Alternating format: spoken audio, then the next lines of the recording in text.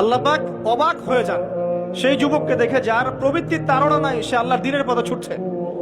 এই যুবককে দেখে আল্লাহ পাক অবাক হয়ে যান এবং তার দোয়া যেভাবে কবুল হবে, একজন মানুষ যার পা কবরে অলরেডি চলে গেছে তার দোয়া কি সেভাবে কবুল হবে?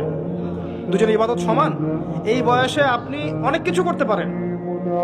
আপনি চাইলে এখন বড় সন্ত্রাসী হতে পারবেন, বড় জেনাকারী হতে পারবেন, আপনি চাইলে টিকটক সেলিব্রিটি হতে পারবেন, আপনি চাইলে এখন আরো আরো খারাপ লাইনে যে মাদক সেবন করতে পারবেন, 30-40টা গার্লফ্রেন্ড চেঞ্জ করতে পারবেন, আপনাকে কেউ বাধা দিবে না। আপনি চাইলে 1-2 হাজার টাকা দিয়ে জেনা করতে পারবেন, উন্মুক্ত সব আপনার জন্য। ইভেন এখন আপনি চাইলে মদও খেতে পারবেন, লাইসেন্স দিয়ে আছে, আপনি করতে পারবেন। এই সময়টা আল্লাহ পাক দেখতে চান আপনি কি করেন।